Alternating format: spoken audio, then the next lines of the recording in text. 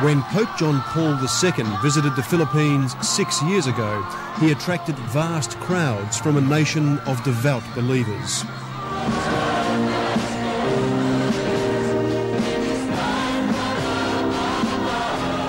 But he also attracted believers of another faith, whose hate for the West was so strong they were planning to use the visit as part of a truly diabolical plan. In January 95, just a few days before the Pope was to come down this very road, a fire in a top-floor apartment of this building uncovered an assassination attempt and a chilling plot for international terror. The group has planned to... Police photos reveal the apartment's arsenal, litres of chemicals to be turned into bombs. Crucifixes that were to help disguise a suicide bomber as a priest so we could get close enough to blow up the Pope. There were even photos to make sure they didn't miss their mark. Another plot, and they were quite serious about it, was to assassinate the Pope too. Which they were preparing to do. That they were preparing to do.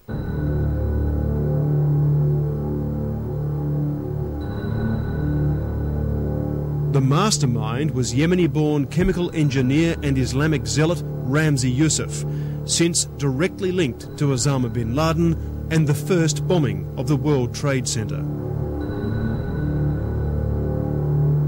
His co-conspirators were Wali Khan Amin Shah and Yusuf's lifelong friend Abdul Hakim Murad. They certainly weren't acting alone, and they were quite well traveled, which would mean that they would have been part of a bigger network. The three men were in the Philippines at a pilot training school. They shared a flat in this apartment block in downtown Manila. It was Murad who started the fire here by accidentally mixing water with the chemicals. Yusuf and Wali Khan escaped, but Murad was caught by Philippines police when he returned to retrieve a laptop computer.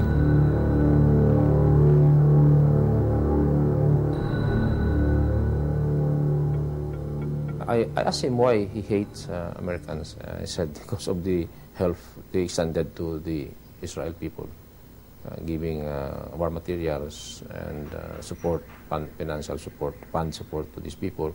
And in return, these people use this ammunition killing their brother Muslims. What's that? Time switch? Yeah, time switch, yeah. The apartment was groaning with evidence. Chief Superintendent Robert Delphin was able to uncover pieces of a complex three-part terrorist strike, codenamed Operation Bajinka. Besides the plot to kill the Pope, Bajinka had American targets. The concentration was placing bombs on the different U.S. airlines, flying Manila, and then Hong Kong, Singapore, Manila, U.S., I think Hong Kong, U.S., Singapore, U.S., something like that. I think they were targeting 5 airlines.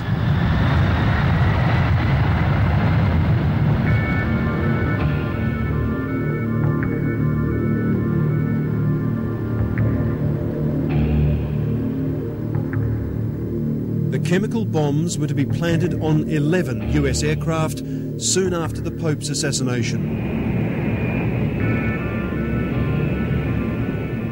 11 planes from Asia going to the United States, and these bombs were set to explode in U.S. airspace.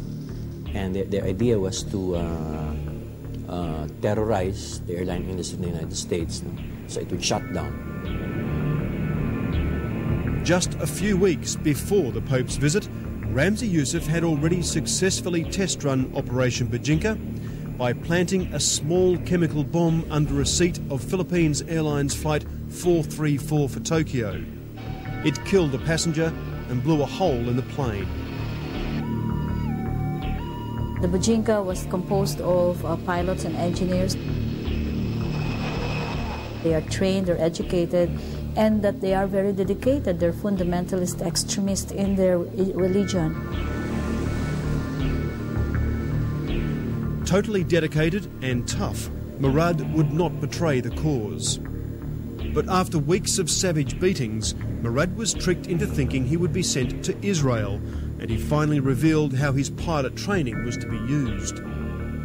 I asked him why he took the training on flying, and he mentioned that their plan to place bomb on the plane and crush it on specifically on the Langley CIA building quarters and other American buildings.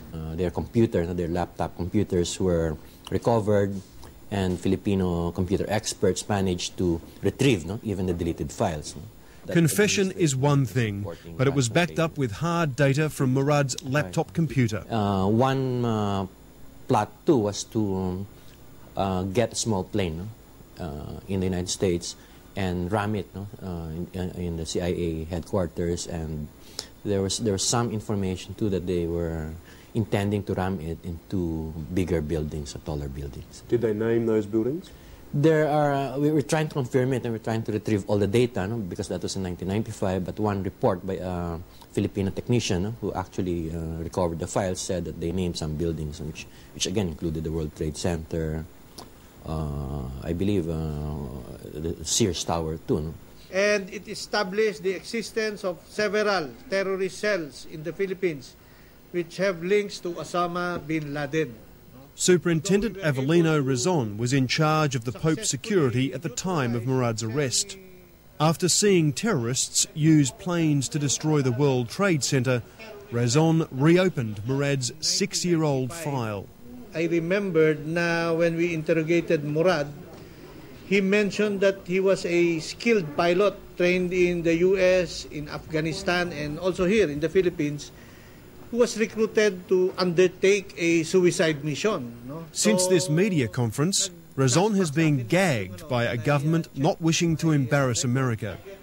But he's not alone in believing Murad and Ramzi Youssef were part of the same terrorist group that destroyed the World Trade Towers. Yeah, I believe the same plan and the same organization, because they planned this long time ago, before even 1995, and I think another group just carry out what they have planned long ago.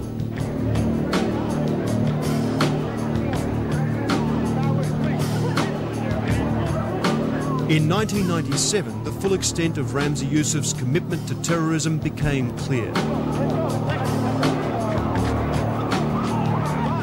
He was extradited to the United States from Pakistan, not only on conspiracy charges related to Operation Bajinka, but also for masterminding the 1993 bombing of the World Trade Center.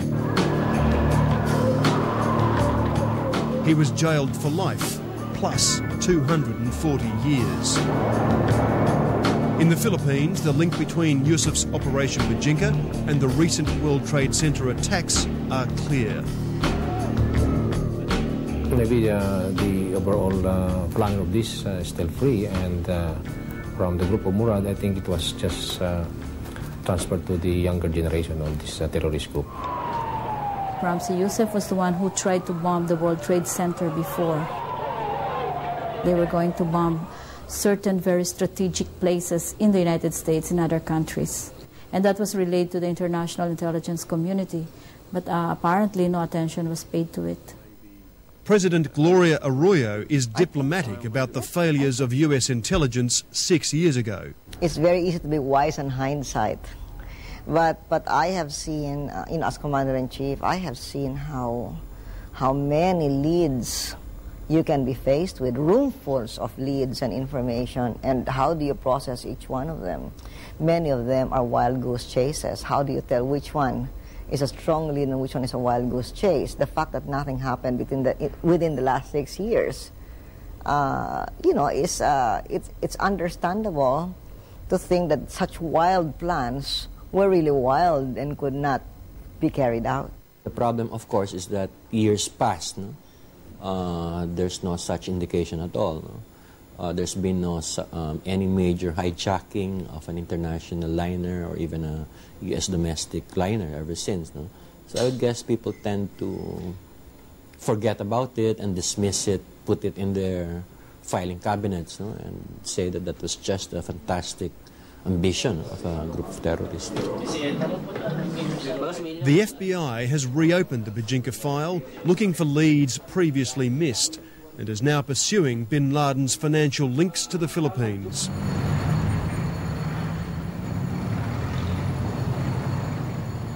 This building is pretty dark and dingy, yet it's the type of place that's become the target in the hunt for bin Laden's international terrorist network.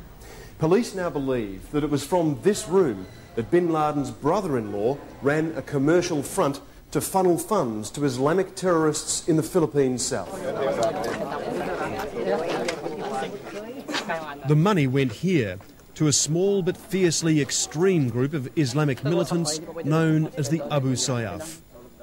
They're based on the southern island of Basilan, and their leaders, like Gaddafi Janjalani, have strong links to Ramzi Yusuf. Janjalani and Yusuf fought together in Afghanistan's jihad against the Soviets, and when Janjalani returned to the Philippines, he set up a firebrand cell as part of Osama bin Laden's global push for an Islamic State. He did it with Yusuf's help. Murad, upon interrogation, claimed that Yusuf himself had been instructed by an operative of bin Laden to go to Basilan Island in southern Philippines to train a group of Abu Sayyaf members in explosives.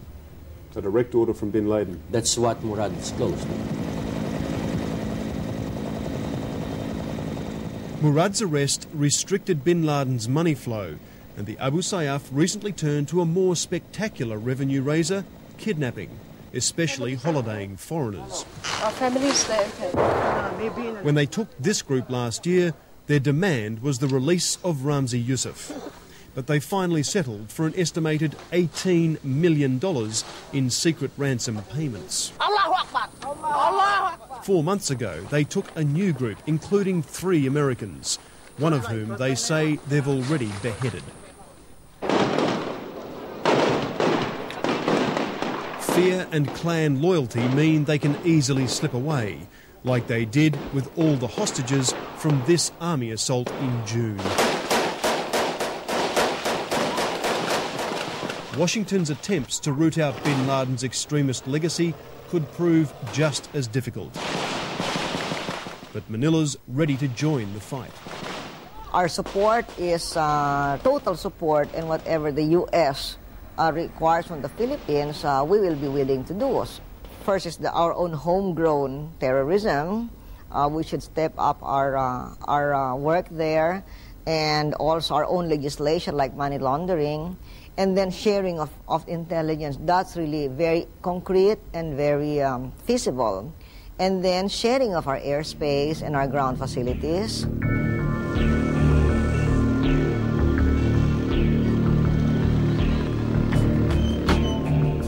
Apart from the homegrown Abu Sayyaf, officials here believe they've largely neutralised bin Laden-linked terrorist cells, but warn that may not be the case amid the millions of Muslims in the rest of the region.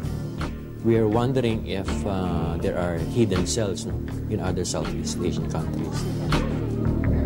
In other countries, Indonesia and Malaysia, there hasn't been equivalent of our intensified campaign against suspected cells. Fearing a rise of militancy, the Philippines, Indonesia and Malaysia are boosting intelligence sharing. But as the West embarks on its war against Islamic terror, it should not be forgotten that were it not for an accidental fire in a seedy Manila apartment block, this war could have been started by the extremists 6 years ago. The fact they've now succeeded reveals a commitment that won't be easily deterred.